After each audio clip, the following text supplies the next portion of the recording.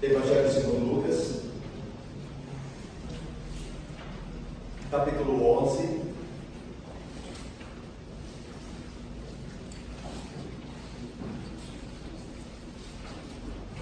Evangelho de Lucas, capítulo número 11.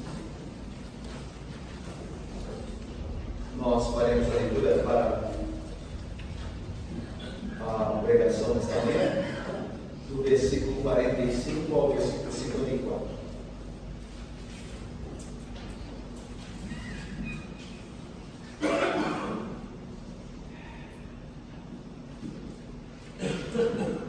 Os irmãos acompanham então a leitura, por favor, irmãos, de Lucas 11, de 45 a 54. Então, respondendo um dos intérpretes da lei, disse a Jesus: Mestre, dizendo estas coisas também nos ofende a nós outros. Mas ele respondeu: Ai de vós também, intérpretes da lei, porque sobrecarregais os homens com fardos superiores às suas forças, mas vós mesmos nem com o dedo os tocais. Ai de vós, porque edificais os túmulos dos profetas que vossos pais assassinaram. Assim, sois testemunhas e aprovais com cumplicidade as obras dos vossos pais, porque eles mataram os profetas e vós lhes edificais os túmulos. Por isso também disse a sabedoria de Deus: enviar-lhes-ei profetas e apóstolos, e alguns deles matarão, e a outros perseguirão, para que dessa geração se peçam contas do sangue dos profetas, derramado desde a fundação do mundo, desde o sangue de Abel até o de Zacarias, que foi assassinado entre o altar e a casa de Deus. Sim, eu vos afirmo, contas serão pedidas a esta geração. Ai de vós, intérpretes da lei, porque tomastes a chave da ciência. Contudo, vós mesmos não entrastes, e impedistes os que estavam entrando. Saindo Jesus dali, passaram os escribas e fariseus a arguí-lo com veemência, procurando confundi-lo a respeito de muitos assuntos, com o intuito de tirar de suas próprias palavras motivos para o acusar. Meus irmãos, uma vez que nós já oramos pela pregação, nós então entramos na exposição do texto sagrado. Os irmãos se lembram que no domingo passado nós começamos a expor a narrativa quando Jesus ele é convidado a ir comer na casa de um fariseu, o que está aí no versículo, a partir do versículo 37 desse mesmo capítulo. Veja aí, ao falar de Jesus, versículo 37 diz aí: ao falar de Jesus essas palavras, o fariseu o convidou para ir comer com ele. Então, entrando, tomou lugar à mesa. E você se lembra então que Jesus, ele, de maneira proposital, deixa de cumprir com o rito, com a tradição dos anciãos, dos judeus, de lavar as suas mãos para que se assentasse à mesa. Havia a lavagem das mãos, uma bacia era colocada, as mãos por cima da bacia e água era derramada. Então o judeu participava desse rito lavando as mãos. Mas como nós vimos no domingo anterior, não era uma questão apenas de higiene, mas uma questão de purificação da alma, de um rito cerimonial que porventura poderia fazer um homem mais santo do que o outro, através apenas da lavagem externa. E Jesus, indo em contrário a esta tradição herética, não bíblica e apenas a tradição dos homens, ele não lava, não participa do rito. Isso de fato escandalizou aqueles que ali estavam junto à mesa. E Jesus, então, percebendo isso, começa a lamentar o estado de condenação que pairava sobre aqueles fariseus e escribas ali juntos naquele dia, diante daquela mesa, no mesmo lugar onde Jesus estava, dizendo que eles eram hipócritas. Eles julgavam os homens, mas a si mesmos não se julgavam. Eles davam o dízimo de tudo, procuravam cumprir com todo o cerimonialismo, até as suas minúcias, mas a verdadeira fé, a verdadeira pureza de coração, disso eles se esqueciam. Eles não praticavam a misericórdia, a justiça, eles não andavam humildemente com Deus. Então Jesus lança os seus ais, os seus lamentos de condenação sobre os fariseus. E agora, nesse trecho que nós temos, no versículo de número 45 a 54, Jesus se volta para os escribas ou intérpretes aqui no texto, intérpretes da lei, os mestres, os doutores, como nós poderíamos chamar hoje, os teólogos, os pastores. Jesus se volta contra eles, para de fato também condená-los.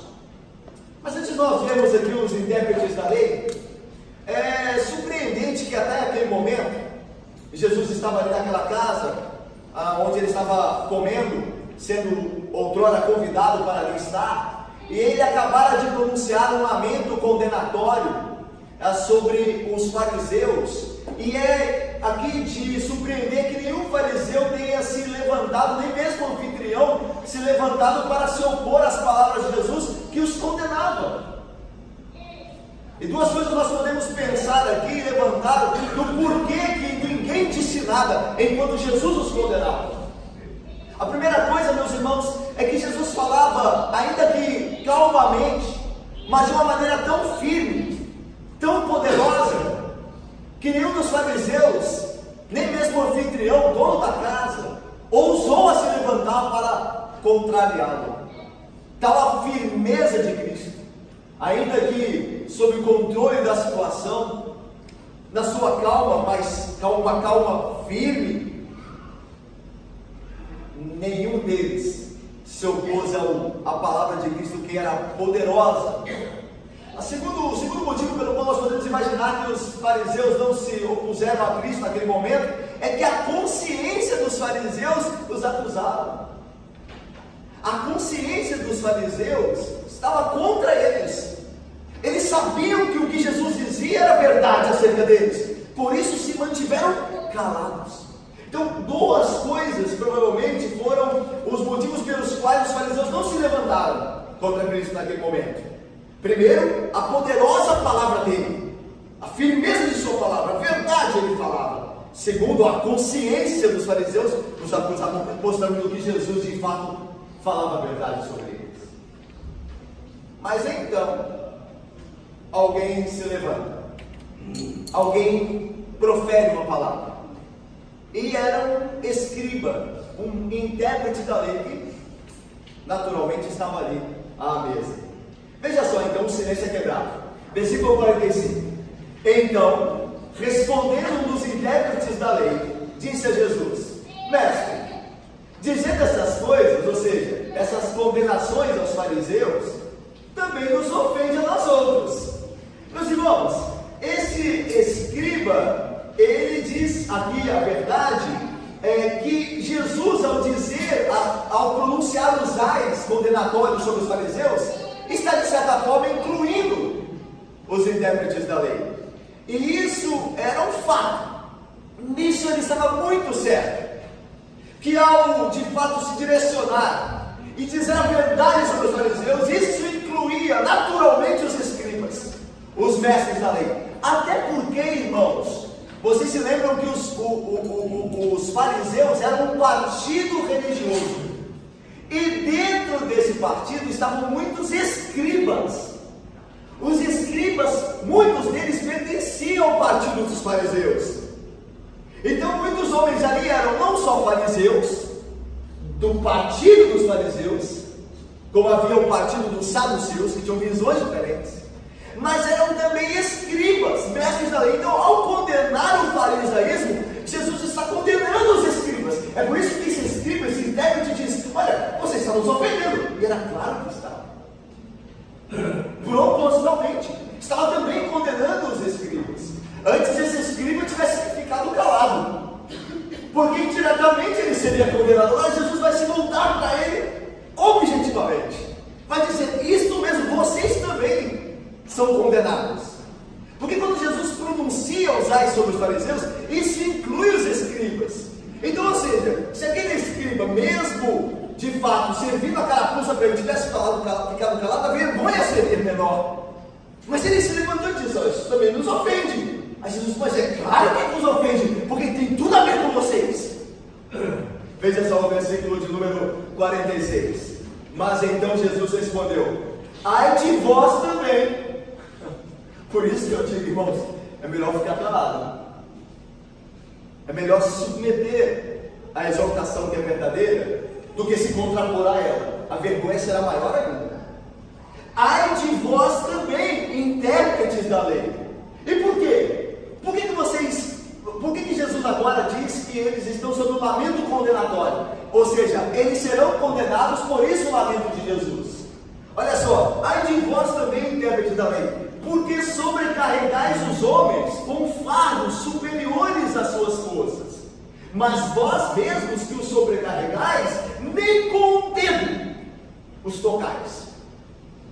Regras e mais regras, veja, Derli, minha irmã, não segundo a palavra de Deus, mas segundo a tradição humana. Porque, meus irmãos, a palavra de Deus tem regras. A palavra de Deus possui mandamentos a serem obedecidos. Então a questão aqui não é não ter regras. Jesus está condenando toda a regra, toda e qualquer espécie de regra. Não, o cristianismo não tem que ter regra. Todos nós vivemos como bem entendemos, sem colocar um não pode fazer aquilo, ou pode fazer isto. Não é isso que Jesus está condenando. Pelo contrário, Jesus ele veio confirmar a lei, não revogá-la, mas a lei de Deus, e não a tradição dos homens. E aqui as regras que eram inventadas eram baseadas, fundamentadas em tradições humanas apenas.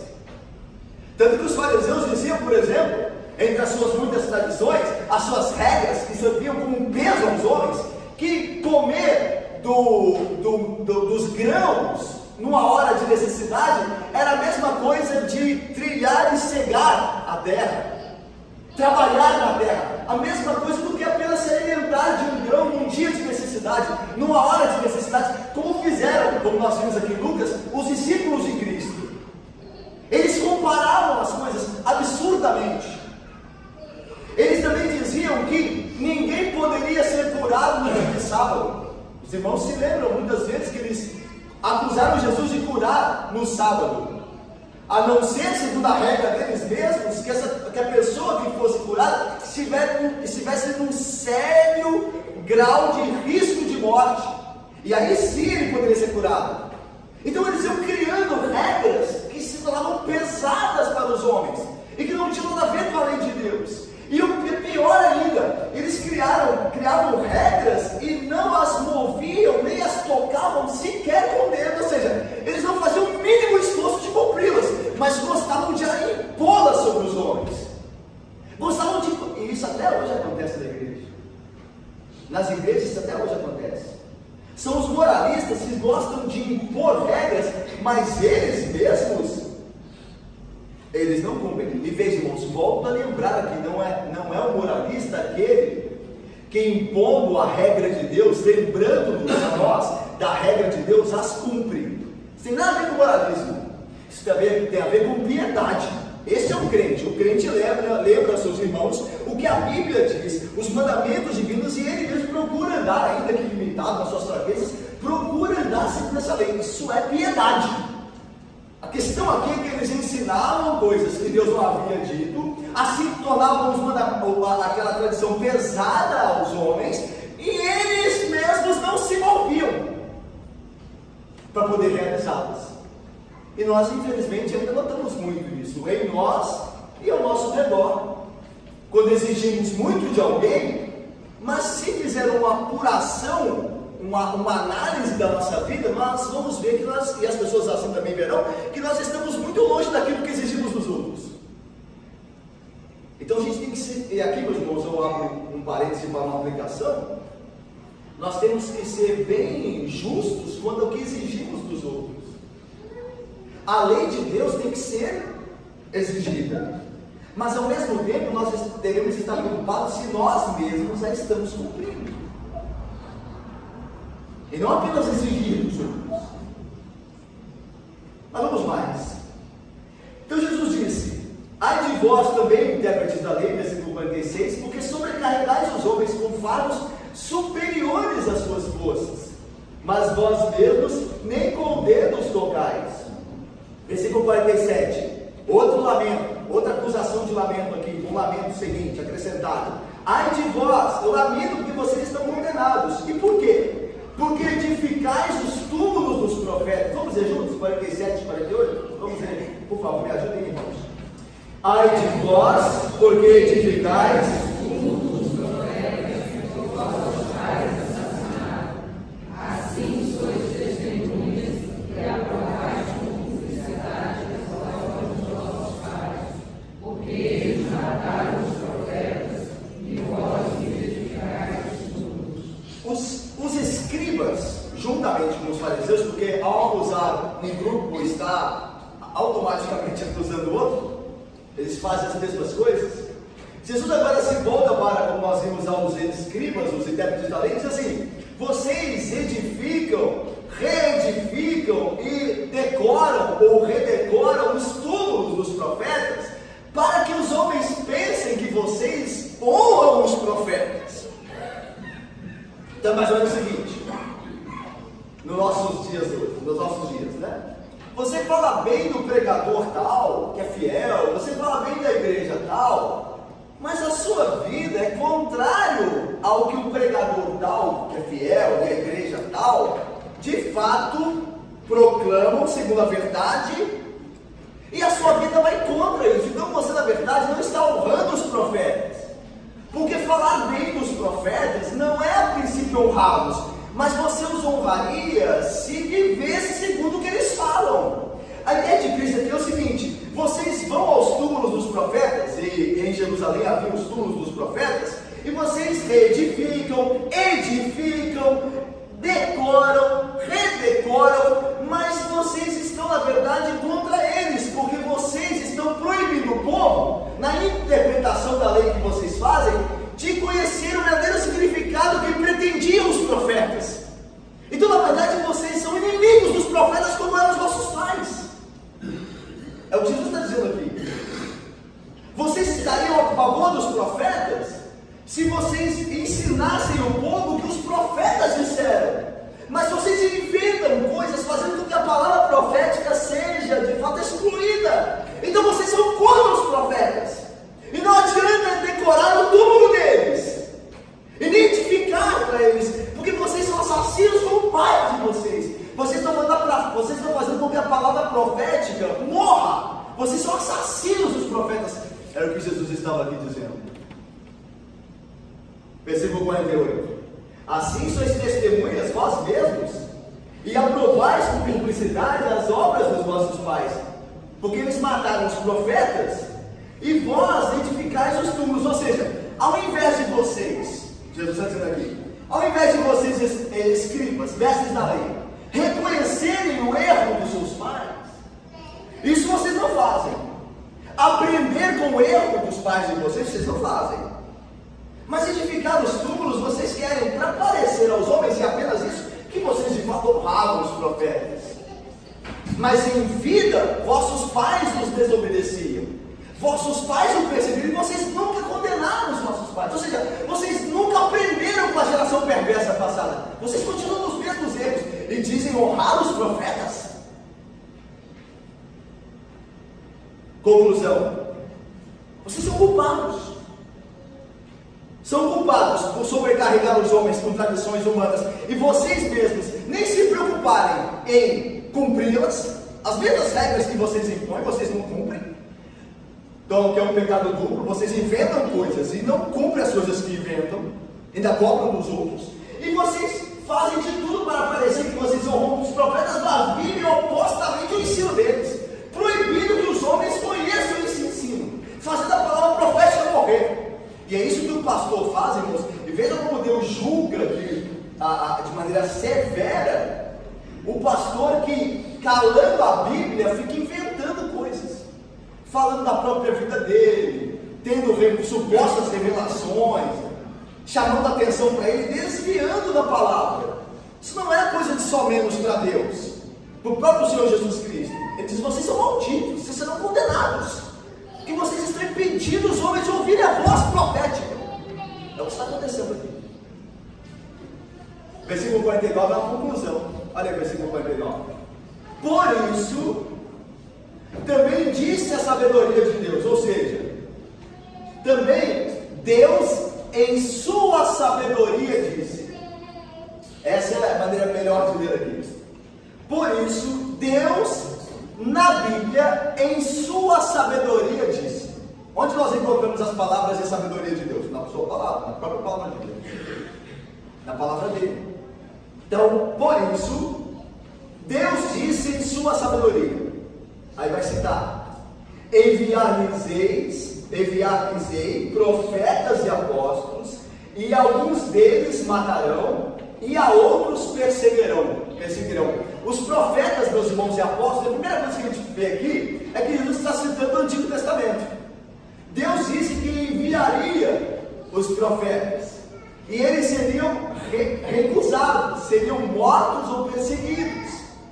E aqui a ideia de que quando nós vemos apóstolos aqui, nós ficamos um pouco sem entender, porque se Jesus está fazendo uma referência ao Antigo Testamento, do que Deus falou que faria e o que aconteceria, por que os apóstolos estão aqui? Mas é preciso lembrar que a palavra apóstolo significa aquele que é enviado com autoridade de outro. Então os profetas eram, em certo sentido, e especificamente nesse sentido, apóstolos também. Porque eles não só eram os profetas representantes, aqueles que portavam a palavra de Deus, que falavam em nome de Deus ao povo, como falavam enviados pela autoridade de Deus. Por isso que Jesus usa o termo aqui, apóstolos. Ele não está se referindo, aqui no caso, aos apóstolos que ele mesmo comissionou, ou comissionaria. Embora esses também seriam perseguidos e mortos. Porque falam a palavra de Deus ao povo sob a autoridade de Deus. Mas ele está dizendo aos profetas que foram mortos pelos pais daqueles homens, ou seja, ainda a geração do Antigo Testamento. Então, profetas e apóstolos são o mesmo tipo de pessoa. Os enviados de Deus que falam, enviados com autoridade, que falam a palavra de Deus para o povo. Então veja. Então Deus disse em sua sabedoria: enviar-lhes profetas e apóstolos, ou seja, homens que falarão a palavra, minha palavra aos homens, e a falarão porque foram enviados com autoridade. Mas o que acontecerá com eles? Vocês matarão a ideia dos pais antigos, os seus pais matarão alguns deles, e a outros perseguirão. No Antigo Testamento isso fica muito claro. Você vê os profetas levantados ao reino do norte, ao reino do sul, e eles geralmente ou eram perseguidos ou mortos. Você lembra-se do profeta Isaías, que foi cerrado ao meio? Um dos profetas chamado Zacarias, que não é propriamente o Zacarias do livro, mas o profeta Zacarias a quem Jesus se refere aqui também foi morto no pátio do templo. Ou seja, eles perseguiram os profetas do Antigo Testamento e perseguiram também os profetas do Novo, que são os apóstolos. Veja, apóstolos foram martirizados, foram perseguidos, como o apóstolo João. O apóstolo João acabou a sua vida numa prisão, na ilha de Patmos, foi perseguido. O apóstolo, você lembra o representante de Deus também, a igreja de Jerusalém, Tiago, foi decapitado. Então você vê que os apóstolos, Paulo, lembra-se das viagens de Paulo? Quase em todas as cidades pelas quais Paulo passara, ele era perseguido, ele era encarcerado. Então você vê que a palavra de Deus se cumpriu poderosamente. Que aqueles homens estavam sempre contra os representantes de Deus, aqueles que lhes falavam a palavra pura de Deus. O próprio Cristo, o maior dos profetas, fora por aquela geração, essa geração aqui, que diz que ama os profetas, essa geração aqui crucificou Cristo. O próprio Jesus Cristo.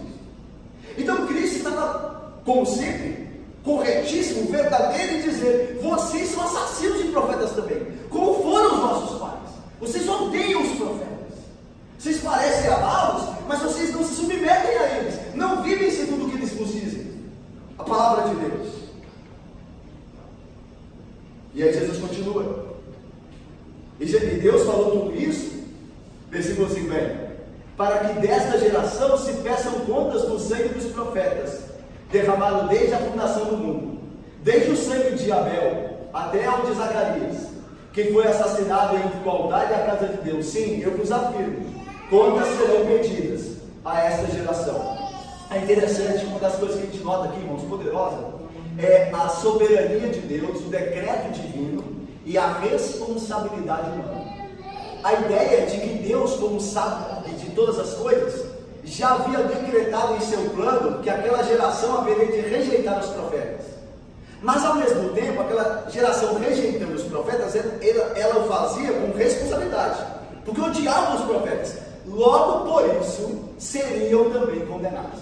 Então o que a Bíblia está dizendo aqui? O que Cristo quer dizer aqui? Que decreto de Deus, o seu decreto e a responsabilidade humana, pelo poder de Deus, andam juntos, emparegados. Eles não se batem nem se destroem, andam juntos. Tudo que Deus decretou, isso será realizado responsavelmente pelo Deus. Então, daí o poder de Deus. É daí que Paulo vai dizer assim: ó profundidade da riqueza, da sabedoria e do conhecimento de Deus. Como é que Deus faz isso? Ele decreta algo e ao mesmo tempo o homem voluntariamente colabora para o decreto. Como Deus faz isso? Aí Paulo diz: profundidade do conhecimento de Deus. Quem jamais pode conhecer a sua mente? É por isso que Ele é Deus, porque Ele é soberano no decreto e ao mesmo tempo o homem voluntariamente, responsavelmente participa do decreto, faz com que o decreto aconteça. E é por isso que Ele é Deus, porque às vezes eu quero algo, eu decreto algo, mas eu não consigo trazer as pessoas aqui voluntariamente. Às vezes eu tenho que obrigá-las, mas Deus não precisa disso. Por sua eternidade, por sua onipotência, onipresença e onisciência, Ele dirige harmoniosamente todas as coisas, que elas se encontram e se encaixam perfeitamente. Por isso que Paulo vai dizer que jamais alguém pode conhecer o conhecimento de Deus. É o que Jesus disse: Deus falou que vocês fariam isso, e vocês fizeram, e são responsáveis por que fizeram, e agora o sangue será cobrado dessa geração também, porque vocês perseguiram desde Abel até Zacarias. Meus irmãos, a pergunta que pode surgir era justo Deus cobrar dessa geração que Jesus falava a ela as mortes dos profetas que vieram desde a fundação do mundo? Por exemplo, alguém poderia naquele momento que Jesus falava: o que não tem a ver com a morte de Abel? Abel? Eu nem conhecia Abel. Era justo? Sim, era justiça. Sabe por quê? Porque a Bíblia ensina a doutrina que nós nos esquecemos, e às vezes, infelizmente, por causa dos muitos pastores, teólogos e intérpretes da lei, como esses aqui, nem sabemos. A Bíblia diz que cada geração que passa no erro deve ser notada pelos que virão posteriormente, e aqueles que virão posteriormente devem corrigir o erro daquela geração passada. Se isso não acontece, a culpa da geração presente é maior, porque tiveram anteriormente exemplos do mal das gerações passadas, e mesmo assim, com os exemplos, não se corrigiram. Daí são mais culpados do que os anteriores, porque às vezes os anteriores não tiveram tantos exemplos, e aí tinha culpa, óbvio, foram condenados por isso, mas menos condenados porque tem, por aquele que tem muitas testemunhas a favor do seu arrependimento, e mesmo assim não faz. Tanto que um dos textos da Bíblia de Daniel, do profeta Daniel vai acusar o rei Belsazar, que era descendente de Nabucodonosor, dizendo assim: tu, Belsazar, que é seu filho de Nabucodonosor, descendente de Nabucodonosor, não humilhaste o teu coração, ainda que sabia de tudo que aconteceu com teu pai. Então veja, o que Daniel está fazendo? Ele está pegando a culpa, por assim dizer, a culpa do pai, e porque o filho não se arrependeu, acrescentando do filho. Ou seja, não porque o filho não tinha feito nada, então Deus pega a culpa de outro e coloca sobre aquele que não fez nada. É isso. É que o filho, tendo o exemplo do pai que era mau, não só não se arrependeu, como acrescentou ao exemplo do pai mau o seu próprio exemplo dos mesmos caminhos do pai. Então ele é duplamente culpado. Então Jesus é mais do que justo em condenar aquela geração que já deveria ter se arrependido há muito dos seus pecados. É interessante que Jesus cita Abel, que a gente pode lembrar de Gênesis, o primeiro livro da Bíblia do Antigo Testamento. e vai citar um profeta Zacarias. Mas esse profeta Zacarias, como a gente já adiantou, ele não é o Zacarias do livro de Zacarias, é outro Zacarias. Esse Zacarias aqui, a história dele é rapidamente, ele é um personagem muito rápido na história, tem pouca informação dele, está lá em 2 Crônicas, no capítulo 24. O que está acontecendo lá?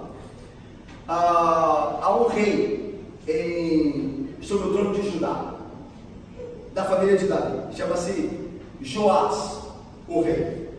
E há um sacerdote que é chefe do serviço do templo, o nome dele é Joiada. O sacerdote Joiada é um sacerdote fiel, e ele ajuda o rei Joás a andar na lei de Deus, e Deus abençoa o governo de Joás. Só que Joiada, o sacerdote, morre, e Joás, agora o rei de Jerusalém, não tem mais a companhia desse sacerdote fiel, que era o chefe dos levitas. Aí, os príncipes de Judá procuram o rei Joás e dizem assim: olha, nós temos que adorar os outros deuses também, nós temos que adorar os postes ídolos. E aí Joás, que parecia ser um homem santo, mas não era. Por quê? Porque ele era enquanto tinha um sacerdote perto dele. É como crentes que só são santos quando tem uma autoridade, ou o pai está olhando, ou o pastor está cobrando, aí eles mantêm, mas basta ser excluída da equação a figura do líder, que eles fazem tudo de errado. Então a ideia é esta: Joiada morre e Joás então ouve os príncipes de Judá e passa a adorar os postes ídolos. Aí se levanta o filho do sacerdote Joiada, que havia morrido, e esse filho tem o nome de Zacarias. E a Bíblia diz que o Espírito vem sobre ele e ele começa a profetizar contra Joás, contra o rei. E ele vai então, segundo o livro de 2 Crônicas, vai até o pátio do templo, entre o altar, lembra quem estudou Êxodo aí de quinta-feira? Entre o altar e o templo, ali no pátio, ele se coloca entre o altar e o templo e começa a falar contra Jerusalém, contra o rei Joás pela idolatria. E ele é morto ali mesmo. O rei Joás dá ordem de que ele morra ali. Ou seja, o rei Joás não levou em conta o bem que o pai de Zacarias fez a ele mesmo, Joiada, o sacerdote. Ele não quis saber. Assim como esses homens também não estão levando em conta o bem que Jesus faz no meio deles, dizendo a verdade, querendo salvá-los. Eles não fazem isso, eles querem matar Jesus. Assim também mataram Zacarias. Só que é interessante isso aqui, irmãos. Abel, nós associamos rapidamente ao início da Bíblia hebraica, do Antigo Testamento. Mas o Zacarias 2 Crônicas não, porque 2 Crônicas não está no final da nossa Bíblia.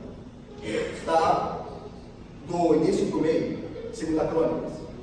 Só que nos escritos judaicos, na Bíblia hebraica, não é assim. A Bíblia hebraica é dividida em 3 grupos, é diferente da nossa. A nossa é Pentateuco, livros históricos, livros poéticos, profetas maiores e profetas menores. A nossa divisão é essa. A Bíblia hebraica, e veja, em suma não tem tanta importância, tá? Contanto que você espiritualmente lê a Bíblia e a rima, ok? Mas a Bíblia hebraica é dividida diferente. Ela é dividida em 3 partes apenas: Torá, que é o Pentateuco, a lei de Moisés; Neviim, a palavra hebraica que significa profetas; e Ketubim, que é os escritos, que são os escritos, os livros históricos. O último livro da Bíblia hebraica é 2 Crônicas. Ela começa com Gênesis e termina com o livro que faz parte do Ketubim, que é 2 Crônicas. Daí Jesus dizendo assim, de Abel até o relato do profeta Zacarias em 2 Crônicas. Ou seja, do início da Bíblia do Antigo Testamento hebraica até o fim. Vocês perseguiram todos os profetas. Porque ele passou pelos profetas, os Nevims, que estão no meio da Bíblia hebraica. Então, por isso Jesus disse, todo profeta que se levantou no Antigo Testamento, vocês foram contrários a ele. Vamos lá então, terminando. Versículo de número 52. Vamos ler juntos? Leiamos. Ai de vós, intérpretes da lei, porque tomastes...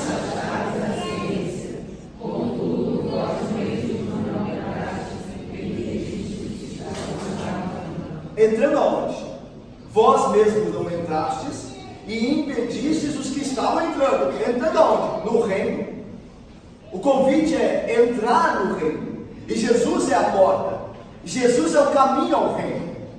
Mas os escribas, ensinando algo contrário a palavra de Deus, não só eles estavam ficando de fora, o que mostra, meus irmãos, que falar algo que a Bíblia não diz é um pecado muito sério. É que a gente acha que não, né? Só vai na igreja lá, parece igreja boa, todo mundo é muito educado e tal, mas o profeta lá fala tudo errado. Não confere nada da Bíblia. Mas isso aí é um simples detalhe, o importante é que, né, todo mundo aqui se gosta. É um problema para Deus, algo muito sério. Eles mesmos não entram, eles não vão entrar por estarem corrompendo a palavra de Deus, e nem deixam os outros entrarem, ou seja, aqueles que estão no auditório ouvindo um falso profeta, eles também não vão entrar. Então é algo sério. Eles também não entram.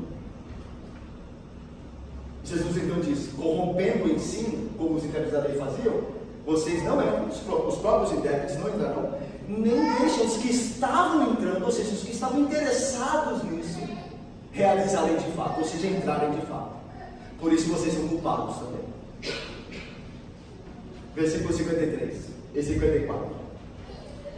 Saindo Jesus dali da casa que ele estava comendo. Imagina que almoço ou jantar foi esse, né? Parece que na comida não desceu muito bem não, né? Mas Jesus disse que a palavra dele é verdadeira comida. A palavra dele é comida. E se eles tivessem atentados e arrependidos através da palavra de Cristo, eles saíram dali satisfeitos, plenos de justiça, empanturrados de justiça. Mas eles rejeitaram também a palavra de Cristo. Olha só o versículo 53 e 54. Saindo Jesus dali, passaram os escribas e fariseus arguindo com veemência, procurando confundi-lo a respeito de muitos assuntos, com o intuito de tirar das suas próprias palavras motivos para o acusar. O termo hebraico aqui, usado para arguí-lo com veemência, o termo hebraico, grego aqui é a se enfurecer violentamente contra ele. Saindo Jesus dali, os escribas e fariseus passaram a se enfurecer violentamente contra ele. Aí lembra que Jesus tinha falado para eles? Vocês são assassinos dos profetas. Não, nós edificamos os túmulos, não. Vocês odeiam os profetas. Olha o que está acontecendo aqui. Eles estão violentamente contra o maior dos profetas. Então Jesus tinha razão. Ainda que a aparência deles não era assim.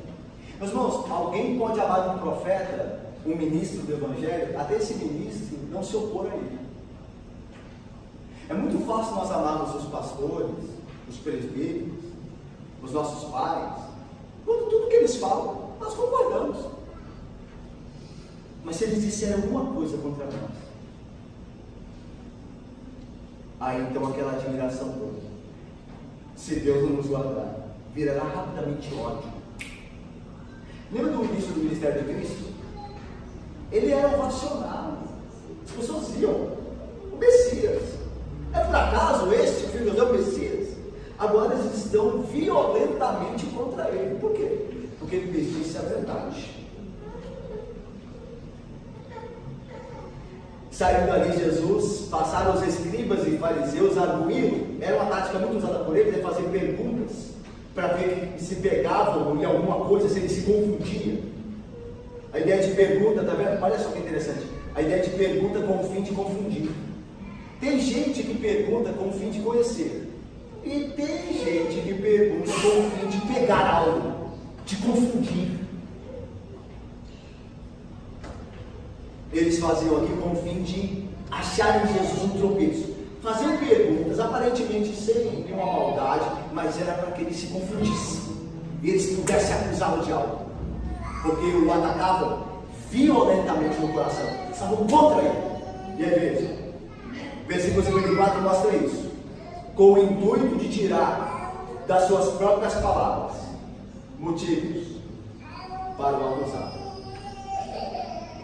Meus irmãos, eu vou terminar com algumas aplicações e algumas delas em forma de pergunta. A primeira é a seguinte, sobre o que nós extraímos para nós do texto, do ensino do texto, da exposição do texto. Aquilo que você exige dos homens é aquilo que você está disposto a cumprir. E agora eu não estou falando de tradição humana, que é no caso dos Escritos. Eu estou falando aqui da palavra de Deus, do seu zelo pela palavra, e de você exigir dos outros que cumpram essa palavra. Você também está disposto a cumprir. Porque se nós não estivermos dispostos a cumprir, isso é hipocrisia da nossa parte. Nós exigimos muitos dos outros e nós mesmos fazemos muito pouco. Isso é um pecado. Primeiro, tira a trave do teu olho para que veja o cisco no olho do irmão. Resolve a sua vida. Passa você primeiro a cumprir o mandamento, para que você possa, com autoridade, pela graça de Deus, direcionar outros também. Olha, faça isso. Porque, meus irmãos, ninguém me ouvirá e te ouvirá naquilo que é certo, se eu e você não cumprirmos. A pessoa pode até ficar com raiva do que é certo, por mim, por causa de mim e por tua causa.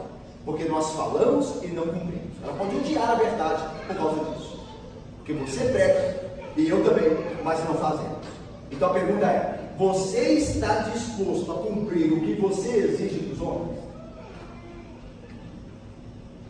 Se você não está disposto a cumprir, não exige.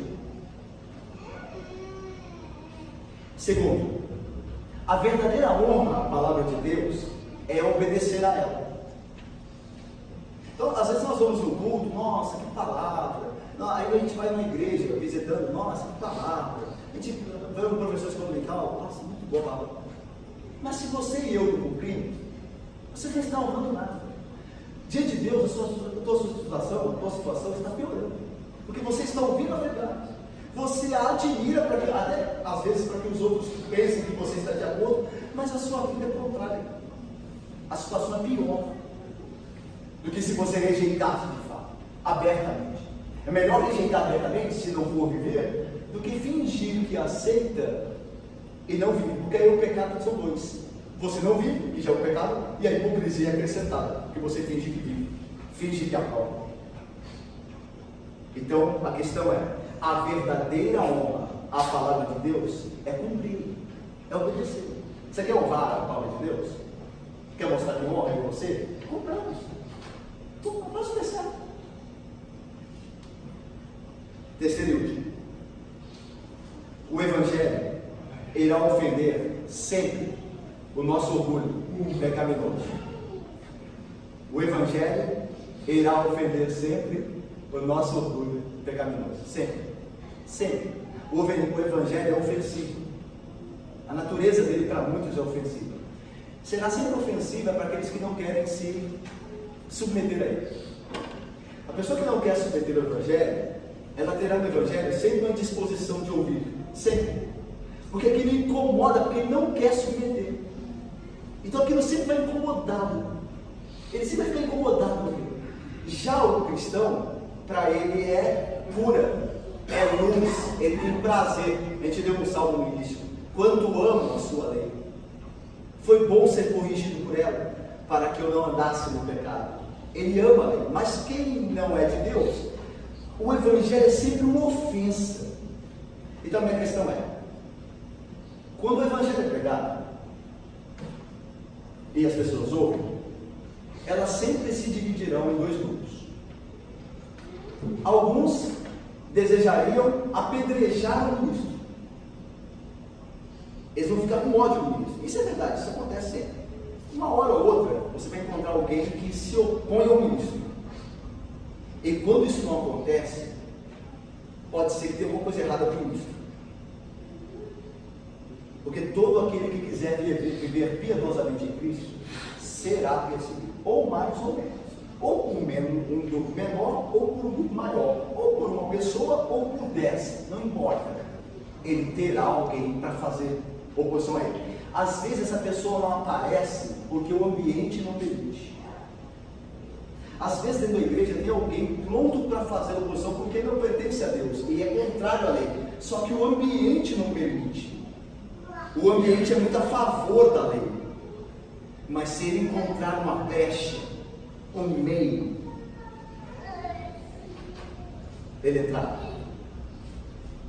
Então o ministro tem que estar sempre preparado, porque a igreja pode amá-lo, mas se for do propósito de Deus, estalar os dedos, ela pode passar a odiar. Foi o que aconteceu com Cristo. Ele foi ovacionado quando entrou em Jerusalém, para nem em menos de uma semana depois os homens estarem gritando: crucificam. O ministro que não entender isso, ele não entendeu o que é ser pastor. Portanto, quando nós ouvimos a palavra por um ministro, por um professor de escola dominical, por um pai nosso que quer o nosso bem, que é crente, qual que é a nossa reação? É ódio àquele que fala? Ou é exclamação dizendo: ó Deus, ele tem razão, ser propício a mim, pecador? Os profetas não foram enviados para o nosso mal, foram enviados para o nosso bem, ainda que nos revele a verdade sobre nós, segundo a palavra de Deus. É para o nosso bem, não para o nosso mal. Que Deus abençoe. Amém.